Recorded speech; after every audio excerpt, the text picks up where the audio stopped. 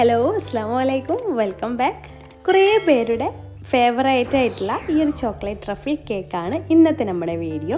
അതിൻ്റെ ഡിസൈനിങ്ങും കാര്യങ്ങളും സിമ്പിളായിട്ടുള്ള ഡിസൈനാണ് ഞാനിവിടെ കൊടുത്തിട്ടുള്ളത്. കസ്റ്റമൈസ്ഡ് ഡിസൈനാണ് കേട്ടോ. അപ്പോൾ ഇതിലേക്ക് നമുക്ക് നോസിലിൻ്റെ ആവശ്യമൊന്നുമില്ല, സിമ്പിളായിട്ട് നമുക്ക് ചെയ്തെടുക്കാൻ പറ്റുന്ന ഡിസൈനാണ്. അപ്പോൾ ഇതെങ്ങനെയാണ് ഞാൻ ചെയ്തിരിക്കുന്നതെന്ന് നമുക്ക് വീഡിയോയിലൂടെ കാണാം.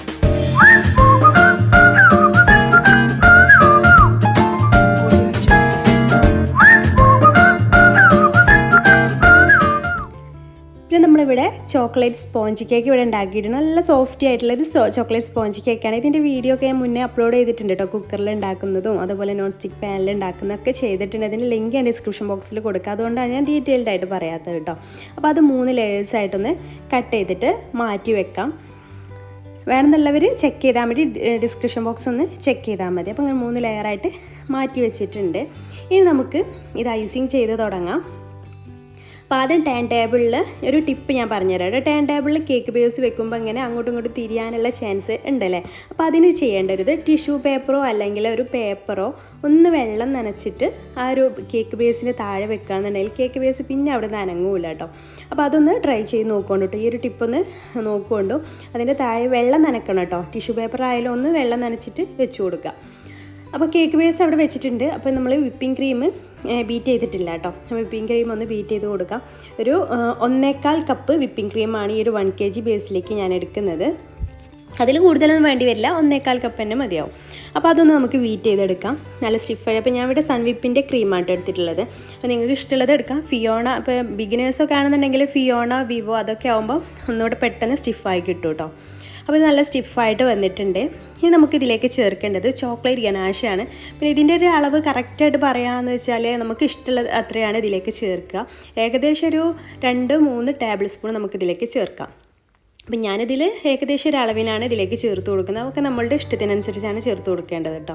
അപ്പോൾ ഇതിലേക്ക് ചോക്ലേറ്റ് ഗനാഷ് ഒഴിച്ചു. അപ്പോൾ ചോക്ലേറ്റ് ഗനാഷ് ഉണ്ടാക്കുന്ന മെത്തേഡൊക്കെ ഞാൻ ബേക്കിംഗ് ക്ലാസ്സിൻ്റെ എപ്പിസോഡിൽ ഇട്ടിട്ടുണ്ട്. 1:2 എന്ന റേഷ്യോയിലാണ് കേട്ടോ. ചോക്ലേറ്റ് 1 കപ്പാണെങ്കിൽ വിപ്പിംഗ് ക്രീം അല്ലെങ്കിൽ ഫ്രഷ് ക്രീം 1/2 കപ്പാണ് എടുക്കേണ്ടത്. ആ രീതിയിലാണ് ചോക്ലേറ്റ് ഗനാഷ് ഉണ്ടാക്കിയെടുക്കേണ്ടത്. അപ്പോൾ അത് ഇതിലിട്ടിട്ട് ജസ്റ്റ് ഒന്ന് ബീറ്റ് ചെയ്ത് കൊടുക്കുക, അല്ലെങ്കിൽ ഫോൾഡ് ചെയ്തെടുത്താലും മതി കേട്ടോ. ഞാൻ ബീറ്റ് ചെയ്യുകയാണ് ചെയ്യണത്.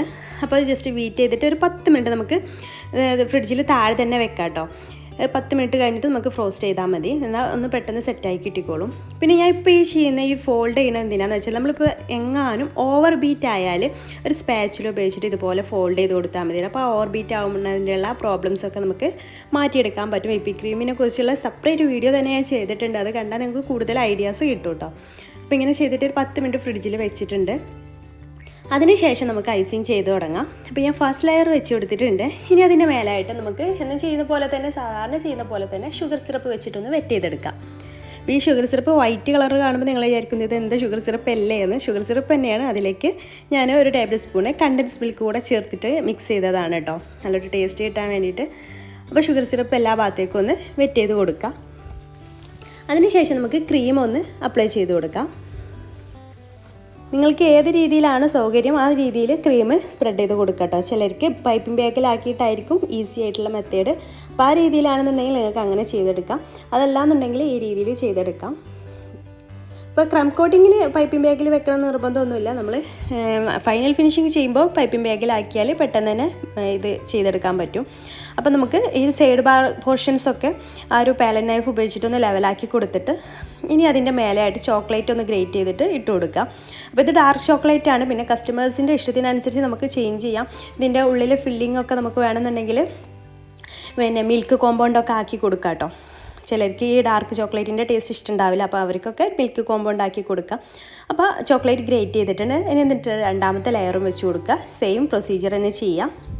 ഷുഗർ സിറപ്പ് വെറ്റ് ചെയ്യുക, അതുപോലെ തന്നെ ക്രീം അപ്ലൈ ചെയ്ത് കൊടുക്കുക. അങ്ങനെ ക്രീം അപ്ലൈ ചെയ്തതിന് ശേഷം നമ്മൾ ചോക്ലേറ്റ് ഗ്രേറ്റ് ചെയ്തിട്ട് ഇട്ട് കൊടുക്കുന്നുണ്ടല്ലോ. അതിന് പകരം നിങ്ങൾക്ക് വേണമെന്നുണ്ടെങ്കിൽ ചോക്ലേറ്റ് ഗനാഷ് ഒഴിച്ച് കൊടുത്താലും മതി കേട്ടോ.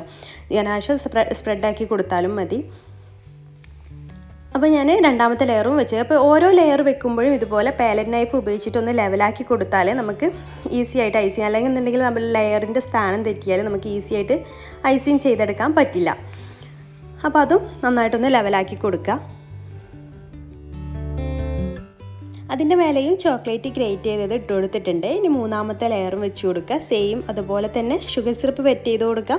അതിനുശേഷം നമുക്ക് ക്രം കോട്ടിങ് ചെയ്യാം കേട്ടോ. ക്രം കോട്ടിങ് ചെയ്തിട്ട് ഫ്രിഡ്ജിൽ വെക്കുകയെന്നുണ്ടെങ്കിൽ നമ്മുടെ കേക്കിലെ ആ ഒരു കേക്കിൻ്റെ ക്രംസൊക്കെ എന്തായാലും ക്രീമിൽ പറ്റി പിടിക്കൂലേ, അത് ഈ ഒരു ക്രം കോട്ടിങ്ങിൽ തന്നെ പറ്റി പിടിച്ചാൽ പിന്നെ നമ്മൾ ഫൈനൽ ഫ്രോസ്റ്റിങ് ചെയ്യുമ്പോൾ ആ ഒരു പ്രോബ്ലം അതിലേക്ക് ആ ഒരു കേക്കിൻ്റെ ക്രംസ് വരില്ല. നമ്മളെല്ലാം കൂടെ ഒരേ സമയത്ത് തന്നെ ചെയ്താൽ ഫൈനൽ ഫ്രോസ്റ്റിങ് ചെയ്യുമ്പോൾ ആ ക്രീമിൻ്റെ മേലെയൊക്കെ ആയിട്ട് കേക്കിൻ്റെ ക്രംസ് ഇങ്ങനെ നിൽക്കുന്നുണ്ടാവും. അപ്പോൾ കാണാനൊരു ഭംഗി ഉണ്ടാവില്ല, ഒരു ഫിനിഷിങ്ങും കിട്ടില്ല.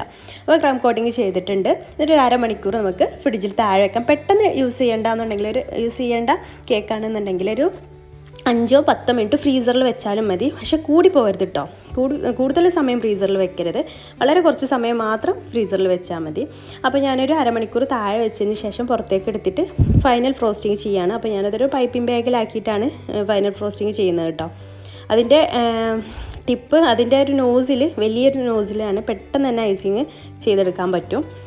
അപ്പോൾ നമുക്കിതൊന്ന് ലെവലാക്കി എടുക്കാം. പിന്നെ ഇതിൻ്റെ കറക്റ്റ് എങ്ങനെയാണ് ഷാർപ്പ് എഡ്ജ് കിട്ടുക അതൊക്കെ ഞാൻ വീഡിയോ സെപ്പറേറ്റ് ചെയ്തിട്ടുണ്ട് കേട്ടോ. ഞാൻ എല്ലാത്തിൻ്റെ വീഡിയോ സെപ്പറേറ്റ് ബേക്കിംഗ് ക്ലാസ്സിൽ ചെയ്തിട്ടുണ്ട്. അപ്പോൾ അതൊന്നും ഇതിൽ വ്യക്തമായിട്ട് ക്ലിയർ ആയിട്ട് പറയാത്തത്.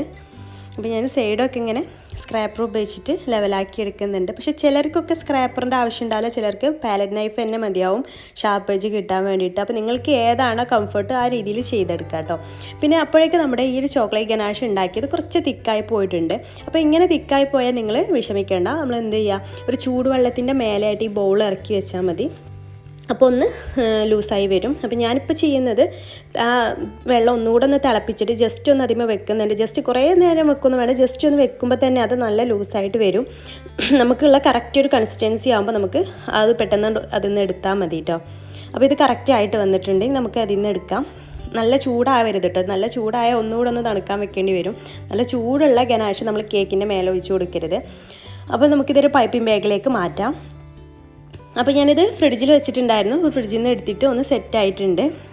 ഇനി ഇതിൻ്റെ മേലെ നമുക്ക് ഈ ഒരു ഗനാഷ് ഡ്രിപ്പിംഗ് എഫക്റ്റ് കൊടുക്കാം. അപ്പോൾ ഡ്രിപ്പിംഗ് ആയിട്ട് കൊടുക്കാനായിട്ട് പറഞ്ഞിട്ടുണ്ടായിരുന്നു. അപ്പോൾ അതുകൊണ്ടാണ് ഡ്രിപ്പിംഗ് എഫക്റ്റ് കൊടുക്കുന്നത്. അപ്പോൾ ഡ്രിപ്പിംഗ് എഫക്റ്റ് കൊടുക്കുമ്പോൾ നല്ല ഹൈറ്റുള്ള കേക്ക് വേണമല്ലോ, അതുകൊണ്ടാണ് ഞാൻ 7 ഇഞ്ചിൻ്റെ പാനിൽ കേക്ക് ബേക്ക് ചെയ്തെടുത്തത് കേട്ടോ. അപ്പോൾ ഇത് നമുക്കിങ്ങനെ ചുറ്റും ഇങ്ങനെ വരച്ച് കൊടുക്കാം, ഇങ്ങനെ ഡ്രിപ്പ് ചെയ്ത് കൊടുക്കാം. അപ്പോൾ നമ്മളിങ്ങനെ ഡ്രിപ്പ് ചെയ്ത് കൊടുക്കുന്ന സമയത്ത് പൈപ്പിംഗ് ബാഗിൻ്റെ ആ ഒരു അറ്റം വളരെ ചെറുതായിട്ട് മാത്രം കട്ട് ചെയ്താൽ മതി, എന്നാലേ കാണാനൊരു ഭംഗി ഉണ്ടാവുള്ളൂ കേട്ടോ. അപ്പോൾ ചുറ്റും അങ്ങനെ ആക്കി കൊടുത്തിട്ടുണ്ട്. ഇനി ഇതിൻ്റെ മേൽഭാഗത്ത് നമുക്ക് ചോക്ലേറ്റ് ഗനാഷ് ഒഴിച്ച് കൊടുക്കാം. എല്ലാം കൂടെ ഒരുമിച്ച് കുറേ അങ്ങ് ഇട്ട് കൊടുക്കരുത്, കുറച്ച് മതി. കുറേ നമ്മൾ ചോക്ലേറ്റ് ഗനാഷ് ഒഴിച്ച് കൊടുത്താൽ എല്ലാം കൂടെ താഴേക്ക് ഒലിച്ച് വന്നിട്ട് കാണാനൊരു ഡ്രിപ്പിംഗ് എഫക്റ്റൊക്കെ പോവും, പിന്നെ കാണാനൊരു ഭംഗി ഉണ്ടാവില്ല. നമ്മൾ ചെയ്തിട്ടുള്ള ഡ്രിപ്പിംഗ് എഫക്റ്റൊക്കെ പോകും കേട്ടോ. അപ്പോൾ വളരെ കുറച്ച് മാത്രം ഒഴിച്ചിട്ട് ശ്രദ്ധിച്ചിട്ട് വേണം ചെയ്യാൻ വേണ്ടിയിട്ട്. അപ്പോൾ എല്ലാ ഭാഗത്തേക്കും ആക്കി കൊടുത്തിട്ടുണ്ട് കേട്ടോ. ഇനി നമുക്കിത് ഫ്രിഡ്ജിൽ വെച്ചിട്ടൊന്ന് സെറ്റ് ചെയ്തെടുക്കാം. ഫ്രിഡ്ജിൽ വെച്ച് സെറ്റ് ചെയ്തതിന് ശേഷം ബാക്കി ഡെക്കറേഷൻസൊക്കെ ചെയ്ത് കൊടുത്താൽ മതി. പിന്നെ നമ്മളിത് കൊണ്ടുപോകുന്ന സമയത്ത് ബാക്കിയുള്ള സ്പ്രിങ്കിൾസ് വെക്കുകയാണെന്നുണ്ടെങ്കിലും അതൊക്കെ കൊണ്ടുപോകുന്ന സമയത്ത് വെച്ചാൽ മതി കേട്ടോ. അപ്പോൾ ഞാനിവിടെ കുറച്ച് ചോക്ലേറ്റിൻ്റെ സ്പ്രിങ്കിൾസ് വെച്ച് കൊടുക്കുന്നത്, അതും കസ്റ്റമൈസാണ്, അവർ പറഞ്ഞ രീതിയിൽ ചെയ്തെടുക്കുകയാണ്. അപ്പോൾ അതിൻ്റെ താഴ്ഭാഗത്തൊക്കെ ചോക്ലേറ്റ് സ്പ്രിങ്കിൾസും വെച്ച് കൊടുത്തിട്ടുണ്ട് കേട്ടോ ചുറ്റും. ഇനി ഞാൻ ഇതിൻ്റെ മേലെ വെക്കുന്നത് ഫ്ലവർ വെക്കണം എന്ന് അവർ പറഞ്ഞിട്ടുണ്ടായിരുന്നു. അപ്പോൾ ഞാൻ ഫ്രഷ് ഫ്ലവേഴ്സാണ് വെച്ച് കൊടുക്കുന്നത്. അപ്പോൾ ഫ്രഷ് ഫ്ലവേഴ്സ് വെക്കുമ്പോൾ എപ്പോഴും നന്നായിട്ട് കഴുകിയിട്ട് അതിൻ്റെ ആ തണ്ട് ഭാഗത്ത് ക്ലിം ഫിലിമോ അല്ലെങ്കിൽ അലുമിനിയം ഫോയിൽ പേപ്പറോ വെച്ചിട്ടൊന്ന് കവർ ചെയ്ത് കൊടുത്തിട്ട് കേക്കിൽ വെക്കാനായിട്ട് ശ്രദ്ധിക്കുക. അപ്പോൾ അത് രണ്ടും അതിൻ്റെ മേലെ വെച്ച് കൊടുത്തിട്ടുണ്ട്. പിന്നെ ഇതിന് പേരും കൂടെ വെക്കാൻ, പിന്നെ അതേപോലെ തന്നെ ഗോൾഡൻ ഷുഗർ ബോൾസും വെച്ച് കൊടുത്തിട്ടുണ്ട് ആ ചുറ്റുഭാഗവും. അതുപോലെ ആ ഒരു ഡ്രിപ്പ് ചെയ്യുന്ന ആ ഒരു ഭാഗത്തും ഗോൾഡൻ്റെ ഷുഗർ ബോൾസും വെച്ചിട്ടുണ്ട്. പേര് ഫോണ്ടൻറ്റിലായിട്ട് എഴുതിയിട്ടുള്ളത്. പിന്നെ അത് 11 ബർത്ത്ഡേ ആണ്, അപ്പോൾ അതും ഞാൻ ഫോണ്ടൻറ്റിൽ ചെയ്തിട്ട് അതും വെച്ച് കൊടുക്കുന്നുണ്ട്. അപ്പോൾ ഇത്രയേ ഉള്ളൂ, സിമ്പിളായിട്ട് ചെയ്യാൻ പറ്റുന്ന ഡെക്കറേഷൻ. ഒരു നോസിൽ യൂസ് ചെയ്യേണ്ട ആവശ്യമില്ല. പിന്നെ ഞാൻ ഇതിൽ നോസിൽ യൂസ് ചെയ്തത് ആ ഒരു ഫൈനൽ ഫ്രോസ്റ്റിങ്ങിന് വേണ്ടിയിട്ടാണ്, അത് നിർബന്ധമുള്ള കാര്യമല്ലല്ലോ. അപ്പം ഇത്രയേ ഉള്ളൂ, സിമ്പിളായിട്ട് നമുക്ക് തയ്യാറാക്കാൻ പറ്റുന്ന ഡിസൈനാണ്. അപ്പോൾ ഈ ഒരു വീഡിയോ നിങ്ങൾക്ക് ഇഷ്ടമായിട്ടുണ്ടെങ്കിൽ ലൈക്ക് ചെയ്യാൻ മറക്കരുത്, ഇഷ്ടമായിട്ടില്ലെങ്കിൽ ഡിസ്ലൈക്ക് ചെയ്തോളൂ, കുഴപ്പമില്ല. അപ്പോൾ ഇഷ്ടമായിട്ടുണ്ടെങ്കിൽ മറ്റുള്ളവരിലേക്ക് ഷെയർ ചെയ്യാൻ താല്പര്യമുണ്ടെങ്കിൽ ഷെയർ ചെയ്യാനും മറക്കരുത്. പിന്നെ ചാനൽ സബ്സ്ക്രൈബ് ചെയ്യണ കാര്യം പറയാൻ വിട്ടുപോയി. ചാനൽ സബ്സ്ക്രൈബ് ചെയ്യാത്തവരുണ്ടെങ്കിൽ പ്ലീസ് ഒന്ന് സബ്സ്ക്രൈബ് കൂടെ ചെയ്യാം കേട്ടോ. അപ്പോൾ ഇൻഷാല്ലാ പുതിയൊരു വീഡിയോ ആയിട്ട് നമുക്ക് അടുത്തൊരു ദിവസം കാണാം. താങ്ക്